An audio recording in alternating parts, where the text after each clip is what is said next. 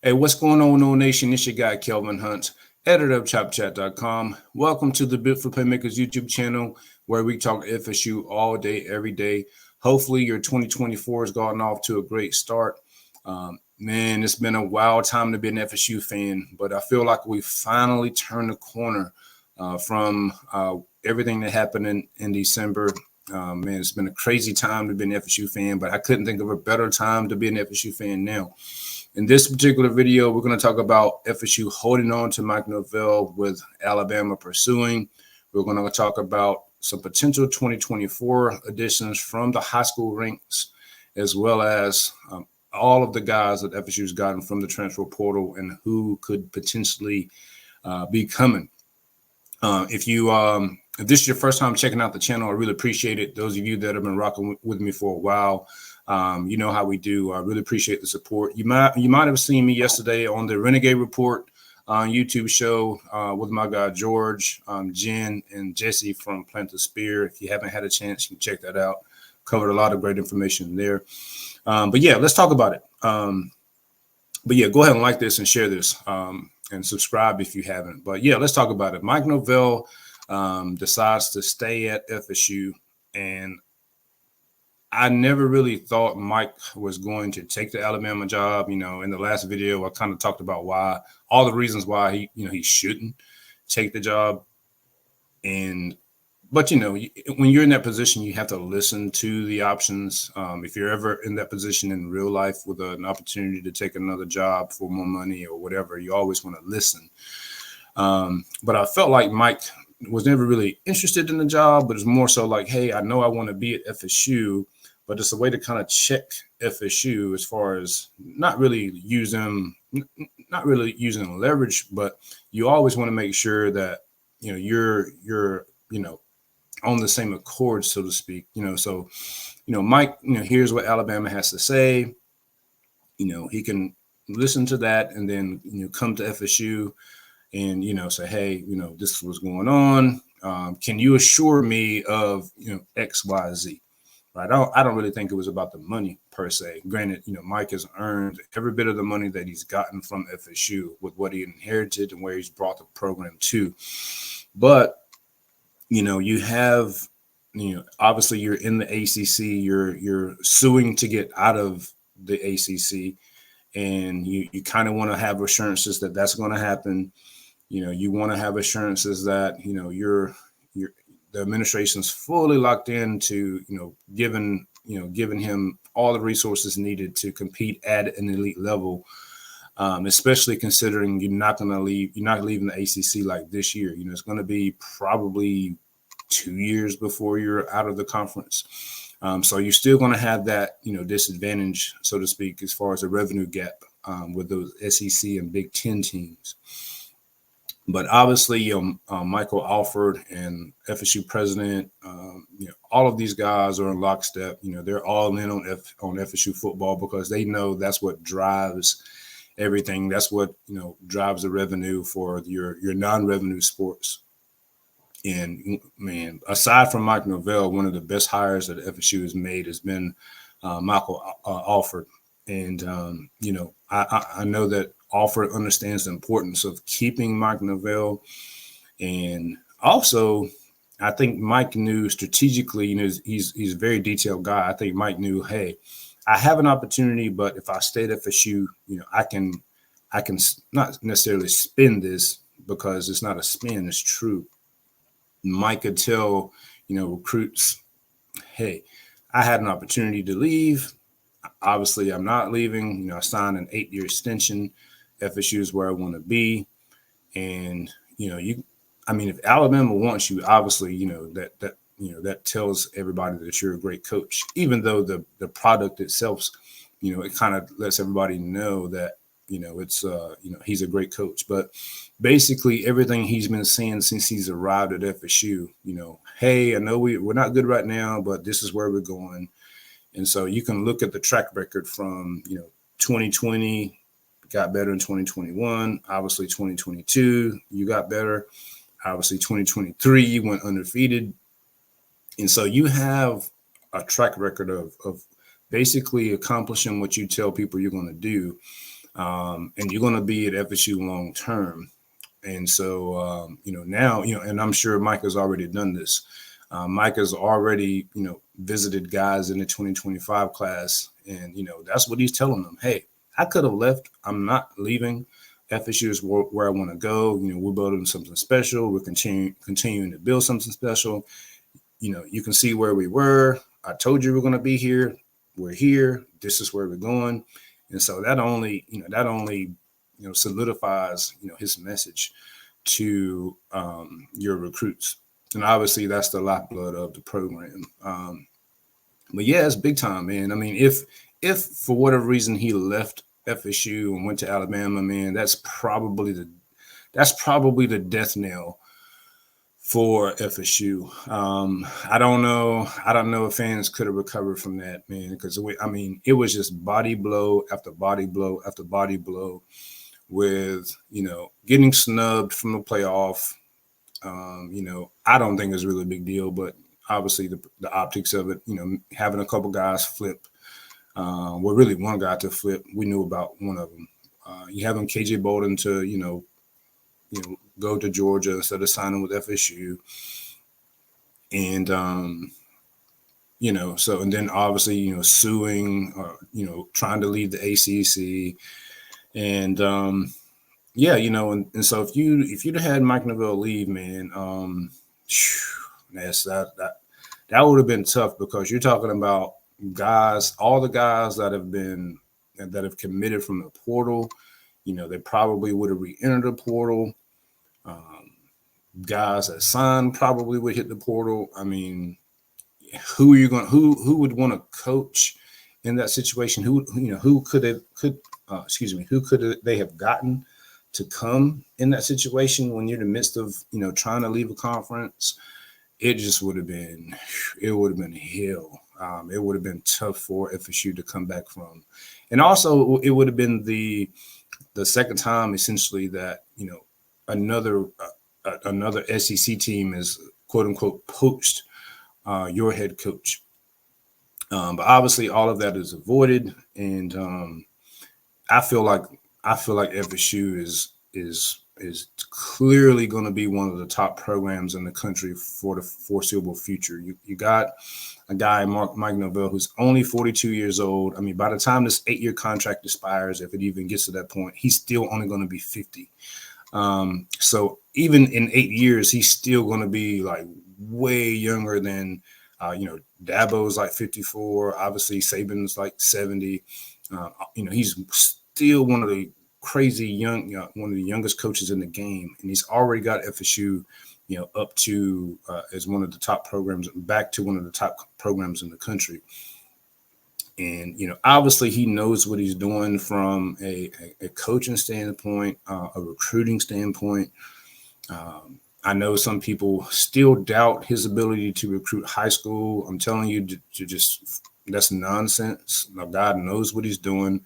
And I keep saying this. I want to do an episode on transfer portal versus high school recruiting. They clearly have a strategy as far as certain positions. So it's not that they can't recruit certain positions at the high school level. It's a decision, I believe, to do something different that's way ahead of the curve compared to what programs traditionally do. And Mike has shown that he's not afraid to be ahead of the curve. Obviously, he was one of the first to embrace the transfer portal. And a lot of people kept saying at the time, it's not sustainable. You can't do this, What about team chemistry, culture, and all that? Listen, when you can evaluate at a high level and you have a track record now and you have a good culture, it's sustainable. It's sustainable, Yes, it depends on, players entering the portal and getting those players, but it's no different than high school. You got to recruit against other programs in high school. And so it's the same process as far as the transfer portal. But again, I want to save that for another episode because I want to be able to get into kind of what I think the strategy is and why it's effective. Well, we know it's effective, opposed to just straight, taking a lot of project guys, even though they're highly ranked, from the high school area. Okay, but speaking of high school recruiting, apparently FSU is not done recruiting in the 2024 recruiting cycle from the prep ranks. We do have Amari Williams, who was a guy that was class of 2025. He reclassified to 2024 and took an official visit to FSU right before the early signing period. Did not sign with FSU. And so at the time, all of us were thinking like, man, that was kind of a gamble that didn't work because, he didn't sign. He still has 4 other visits that he can take. And FSU was the first one. So they kind of already shot that bullet, so to speak. But here recently, it looks like he's beginning to trend back towards FSU. Not that he was trending anywhere else because he hasn't visited anywhere else as far as officially. But it looks like, he will potentially wind up in this 2024 recruiting class. And so it's a guy that's, 6'4", 215 defensive end. He's listed as an athlete, but guy that's going to take a year. He's going to need a year or so to develop and get his body ready to play at the college level. But it is the type of player that you want. Even with the reclassification from 2025 to 2024, he's still a top 200 player. I think he's 193 overall. So a quality get to help boost the ranking of the 2024 high school recruiting class. So with his addition, they would go from number 10 to number 7. Then there's one more potential addition that kind of broke earlier here on Monday, and that's quarterback Trevor Jackson from Jones High School. And he is a blue chip recruit that FSU has had at several camps. Back in 2022, he's been to at least one game. I know he was at the Georgia game. The Florida game in Doak back in 2022, and currently he is the number 348 player overall and the number 22 quarterback in the country. So before FSU added DJU, they only had 2 scholarship quarterbacks, and that's obviously Brock Glenn and Luke Kromenhoek. And so with DJ in the fold, that's 3. Mike Norvell likes to keep 4 scholarship quarterbacks on the roster. I don't think Jackson has received an offer yet. He could, if he joins the program, could be a preferred walk-on because the numbers are kind of tight with all of the portal additions. But he's a 6'3", 185-pound guy, very, very raw. But he did make the Elite 11 finals last year and won the rail shot challenge. So he's capable of making some high-level throws, but he's very, very green, very raw, and it's kind of what you would want because you kind of have a young guy in Brock Glenn who got some experience this past year. Kromenhoek is still somewhat raw, and he'll need a year to develop. But then Jackson is a guy that you can kind of bring in for depth, and he's got some ability to run. I think he rushed for like 800 yards this past year and 10 touchdowns. Not highly accurate through the air. He completed 55% of his passes this past year, below 60% overall in high school, which is less than ideal. But again, this is kind of more of a project, so to speak, and depth piece to get you some more depth in the room. So, but he's still, he's ranked as a blue chip. Like I said, a 90 grade overall. So, potentially something to work with. I think it's kind of funny. If he is added into the class, you have FSU who's able to get 2 blue chip quarterback players, and Miami isn't able to get 1. So everybody talking about Mario Cristobal being able to recruit at an elite level. There's levels to it. If you can get a guy like this to walk on potentially, and that's big time. It also tells you that recruits want to come to Florida State and they're buying into what FSU is selling. Obviously, you got Jordan Travis and his track record under Mike Norvell, and then Mike Norvell can point back to the guys that he had at Memphis and what they were able to do. And you got some production there that should make guys want to come play for him. But let's move right along into the portal additions that we have thus far. Now I'm going to share the screen here. Let me get that out of the way. Okay. And man, FSU these coaches have me ready to lie. I mean, I can't even. I mean, it's crazy the amount of talent that they have landed from the transfer portal. And we'll just start at the bottom. So obviously we have Marvin Jones Jr. And then one of the previous videos I talked about how FSU lacked depth at the defensive end position. When you go back and look at the 2022 team compared to what they have now, Marvin Jones Jr., former 5-star, has 2 years of eligibility remaining, was playing in a 3-4 scheme that did not maximize what he brings to the table. FSU runs a 4-2-5, which will put him in a better position to make plays off the edge. And, obviously you got to replace Jared Verse. Gilbert Edmond has transferred back to South Carolina, but Marvin Jones Jr. was the first piece that they got from the transfer portal and a very valuable piece. So I expect big things from him if he can stay healthy. You have Jalen Brown, who's a guy that FSU finished second for coming out of high school in the 2023 recruiting class, went to LSU instead. Didn't achieve any stats there, but essentially Goldie Lawrence was a 3-star receiver from the same recruiting class, has entered the transfer portal. So basically you're exchanging a 3-star guy in Goldie, who went to USF, I think it was, for Jalen Brown, who was like a top 70 overall player coming out of high school. So 4 years of eligibility remaining, a burner, 10.6 speed in the 100-meter dash coming out of high school. So that's something that you'll see with the coaching staff. They're looking to bring speed, and they have brought, you're talking about elite speed coming to the Noles. And also you'll see that, we have a few guys from the portal at wide receiver. And when you look back at this past year, depth was an issue. Keon Coleman banged up, Johnny Wilson banged up, Kentron Portier banged up, Ja'Kai Douglas banged up, Jaheim Bell banged up. So you had a lot of guys that were hurt throughout the season. And as the season wore on, that depth took a hit. And so that's why you saw a lot of the production offensively kind of trend down even before Jordan Travis was lost for the year. So you're seeing that not only are they bringing in speed at wide receiver, they're also looking to establish depth at that position. So you have to lean on just 2 or 3 guys for the majority of your production. Okay.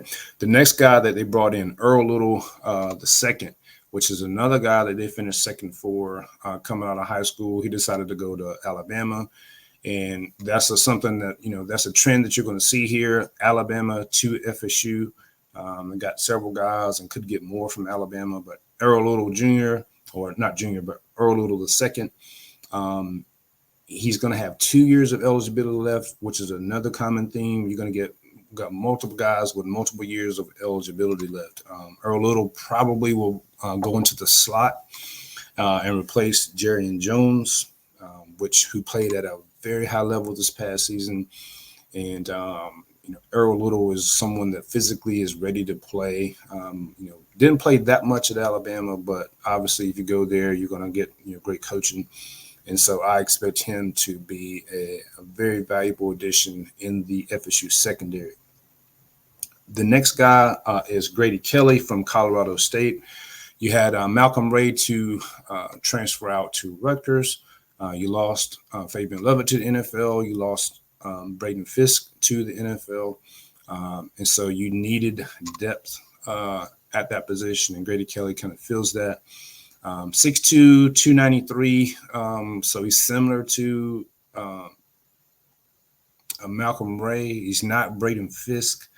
But I think he has a bit better motor than Malcolm, and maybe higher upside. One good thing also is he has 2 years of eligibility remaining, so that also helps your depth because you probably will lose Joshua Farmer and Daryl Jackson after this 2024 season. So Grady Kelly, a good get. I would not mind if FSU were to take another defensive tackle if they could get a quality one. We'll see how that shakes out and what they ultimately decide to do. But Grady Kelly's someone that can play. He's not a, like I said, he's not a Braden Fisk, but he's someone that can come in and give you quality snaps. The next guy he brought in is Jalen Lucas, which is the younger brother of Ja'Kai Douglas, coming from Indiana. He's and he's similar to Ja'Kai.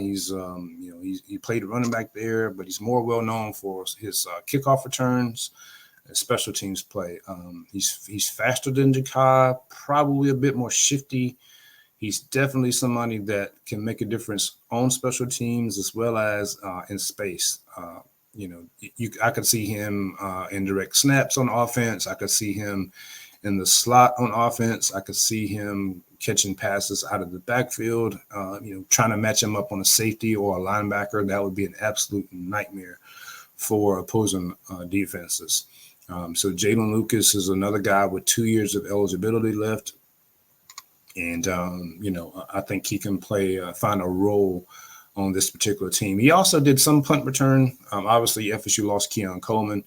He wasn't really productive as a punt returner, but obviously, he has the ability to do that. So we'll see if he can also kind of slide into that role as well.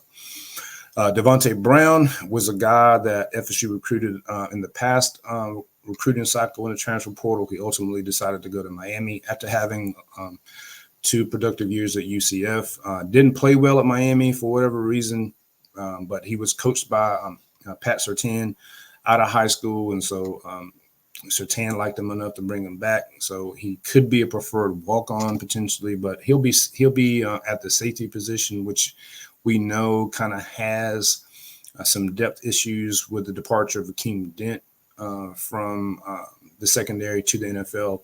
You got Conrad Huzzy, you got KJ Kirkland. So you got some young guys there along with Shaheem Brown. So Devontae Brown brings a lot of experience and depth. He's not a huge impact guy, but I'll say this: if Surtain wants him, it's cool with me. Also, I don't trust Miami's coaches because they haven't shown that they can develop anyone down there. So I welcome that addition to the FSU secondary that, again, is still relatively young and needs some experience back there. The next guy I mentioned in Alabama to FSU pipeline is Malik Benson, 6'1", around 200 pounds. When I talk about elite speed, this is elite speed. 10'4", 100 meters coming out of high school. A guy that can take their top off literally of a defense. Had a ton of production in JUCO. He came from Hutchinson's Community College, went to Alabama. Only had 13 receptions for 162 yards and 1 touchdown. But we know that Alabama's passing attack wasn't great with Jalen Milrose at quarterback, and so I like what FSU can do with him. He's physical. He's strong. He's hard to bring down, even though he's only 6'1". He's got a nice frame to him, though. I like this one a lot. The good thing with Benson also is he only has 1 year of eligibility left. So the younger guys, the Hakeem Williams, the Destin Hills, the Drevius Jacobs, all of those young guys, along with all of the 4 young wide receivers coming in out of high school, they shouldn't be scared off with him because he'll be at FSU for 1 year, then he'll be gone. So that's another way to look at how the coaches kind of piece these puzzles together. Not only do you have to acquire talent, you don't want to run off younger talent.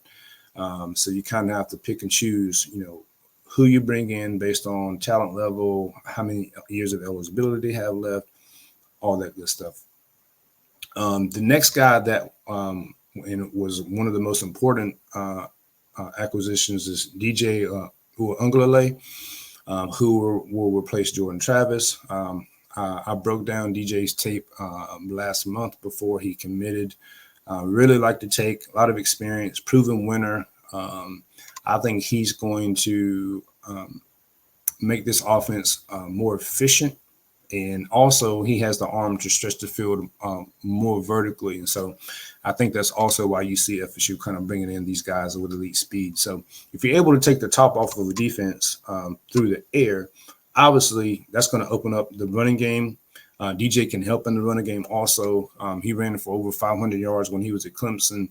Didn't run as much at Oregon State this past season, but I think FSU will probably tap back into that aspect of his game. 3rd and 1, 3rd and 2, 4th and 1, 4th and 2 should be no problem with a guy that's 6'4", 250 pounds. So that's an area that FSU struggled in the past couple of years. That's one of the key reasons they lost to Clemson back in 2022. They failed to convert several 3rd and shorts and 1 4th and short. Really like what DJ brings to the table. He should be able to help these younger quarterbacks I mentioned earlier, Brock Lynn and Luke Kromenhoek. And he'll be a great bridge piece until those guys are ready to play. Another guy that so we mentioned defensive end being a position of need. And, man, FSU really hit it out of the park with these defensive end acquisitions. So we mentioned Marvin Jones Jr.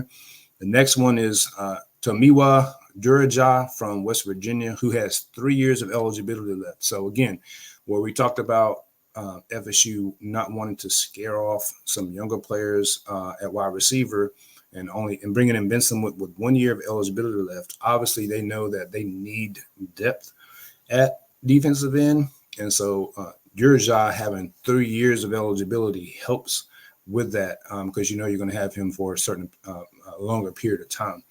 But, man, high motor guy that's explosive, still raw. But I like a ton. I mean, he's played last year at 6'4", 280. So I mean, he's a big boy, but he's got a big motor. He can move. Yeah, I think he's going to be really productive in FSU scheme. Again, FSU goes back to the defensive end position, and you have the Oregon State connection with Sione Lolohea. Who played with DJU there, an all-pack conference performer. He has 1 year of eligibility remaining, 6'3", 265, high motor guy, excellent against the run. And so when you look at defensive end now, you're going to have Patrick Payton, you're going to have Byron Turner Jr., you're going to have Marvin Jones Jr., you're going to have Tomiwa Durajah, and you're going to have Lolohea. That is way more proven depth than you had at any point last year or in 2022.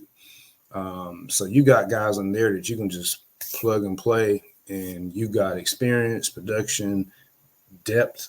That defensive line should be a handful for most of the offenses you're going to face in 2024. The next addition, I mentioned the Alabama to FSU pipeline is Terrence Ferguson. And the crazy thing is these guys were coming to FSU before Nick Saban announced he was going to retire. Terrence Ferguson is an interior offensive lineman that FSU recruited out of high school. Also, you compare him with some of the other interior guys FSU has, and Keandre Jones, and another guy that we'll talk about here in a few minutes. So Ferguson gives you a guy that is ready to play physically, has some experience, while you have some younger guys in the wings, that you got to continue to bring along, and hopefully they can contribute in 2024. So really like that piece. He's rated as a blue chip player as a transfer, a former 97 grade coming out of high school. Next, we have Roydell Williams, another former Alabama player, running back. So you say, well, why did they bring somebody in at running back? They don't really need a running back. Well, Lawrence Toafili is the most experienced running back returning, and he's coming off of he had to have a procedure done. That's why he missed the Orange Bowl. You have Keziah Holmes, who played sparingly this past year, and then you have Cam Davis and Sam Singleton. So Sam Singleton played, in like 4 or 5 games this past year. Cam Davis will be a true freshman. So you don't have a ton of experience returning at running back with the loss of Trey Benson. But what Roydell Williams does is he kind of brings you. He has over 1,100 rushing yards and a couple hundred attempts in college and like 11 touchdowns. So you have experience, production. I think he's close to a Trayshawn Ward, but bigger, stronger, and may have a little bit more speed than Trayshawn. But he runs with patience. He can break tackles. He can catch the ball out of the backfield. So you have a guy that's, proven. You don't have to depend on the young guys so much. You can kind of bring them along and prepare them for 2025 while giving them touches, but not having a ton of drop off at the running back position. So I like the Roydell Williams tape quite a bit. Then we also have, last but not least, at the time of this recording, there's a potential to add a couple more guys I'll mention at the end of this. But the last guy as of right now, which is Monday at 2:30, is Rich E. Leonard, the fourth, who played at Florida. So you have a guy that played his career at Florida, willing to leave Florida, throw aside the rivalry, come over to the good guys and become a winner. Leonard can play center. He can play guard. He started every game for Florida this past year. He was their best, most dependable offensive lineman. So you pair him with Terrence Ferguson. You pair him with Kenton Jerry Jones. You pair him with Maurice Smith. You pair him with, whoever else the FSU has there on the interior, and you got, proven depth, experience, and a high-quality player. So that's 13 guys the FSU has brought in. Now, they haven't ranked Leonard as a transfer, but I would say he's a blue chip as well. So basically, you're going to have 10 out of 13 transfers who are ranked as blue chip players. You're talking about near 70% blue chip player overall when you look at the prep class in 2024 as well as the transfer portal. That is outstanding. And so people that say that Mike Norvell can't recruit, listen, it's about evaluations more so than just looking at star rankings, guys. But he's bringing in a mixture of proven production and experience, and then you're looking at the eligibility that those guys have remaining. They fit nearly perfectly with what FSU has at different positions. The lone position that they have to address will be linebacker. So one thing he didn't really count as a portal guy would be DJ London withdrawing from the portal and returning to FSU. That's really big because DJ, he's been through the fire. He was at FSU whenever they were terrible. So he's been with them through the entire process. He knows the defensive scheme like the back of his hand. He's been productive, really good against the run.